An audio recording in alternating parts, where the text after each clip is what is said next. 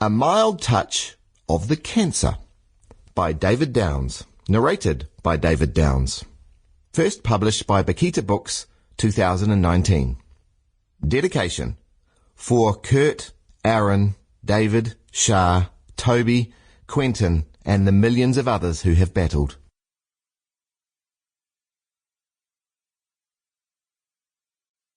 Introduction. Like most people, I never really planned to get cancer. I had plans for other things: retirement, holidays, career, family, mowing the lawn. But I hadn't planned to get a severe and long-term illness. Pretty much straight after I was diagnosed, I made up my mind to document my journey as I went through and share it with others. I started writing a column for an online news site in my native New Zealand. Initially, I thought I might write one a week or so until I was better. So perhaps a dozen or so articles. Many of these articles were very widely read and shared and seemed to strike a chord with many people. In the end, I wrote more than 60 instalments over 18 months. And while I didn't always feel like writing, particularly during the worst parts of the chemotherapy treatment, I'm glad I did, for a number of reasons. Firstly, writing about things as they happen ensures you don't forget any of the details and stops you using rose-tinted hindsight to rewrite the past.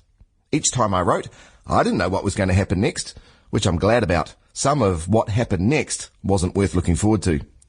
Secondly, I found the feedback from readers very encouraging and uplifting.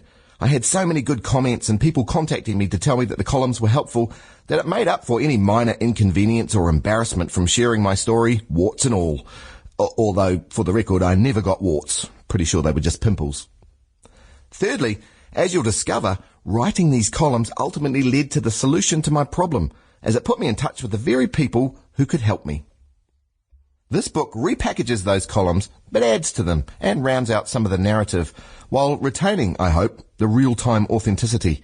I resisted the temptation to revise the facts or the time frame, though.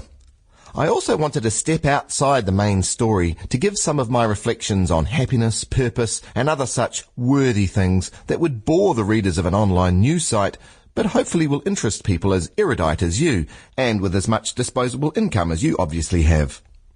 In telling the story of my battle against cancer, I discovered how common my plight was. So many people get cancer at some stage during their lives. This is a disease that impacts virtually everyone. And yet, most people's knowledge about cancer, its treatment, and its impacts is woefully limited. I had no idea what chemotherapy entailed before I needed it, or of the very real effects of the disease. And that's despite me having family and friends who'd had cancer and even died from it.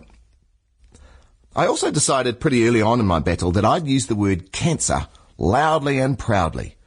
In my previous experience, the C word was one you didn't say out loud in polite company. It was a whispered and worried about term. Talking about cancer in the abstract was okay, but talking about a particular person having it was taboo. Over the past year, I've become quite relaxed about talking about my illness and treatment. However, I realise that's not the case for everyone, and everyone has their own hardships and their own path to forge. This story is my own, and in telling it, I don't want to trivialise the journey or the challenges that other people suffer. I hope I don't offend anyone, and if I do, I apologise. Mine was a tough journey, but others have it much tougher. Not everyone is as lucky as me. Finally, can I take the opportunity to say thank you? There are far too many people to thank individually here, so it'll have to be a collective thanks to my family, friends, medical teams, and many others who supported me and my family through this journey. It's a journey I hope you never have to go on, but if you do, I hope this book will help make it easier. Ngā mihi nui, David.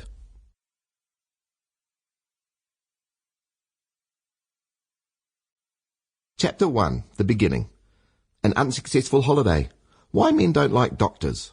A barrage of tests, frayed underpants and biopsies. Catherine gets in on the act. More terrible side effects. A final evening with friends. A mild touch of the cancer begins.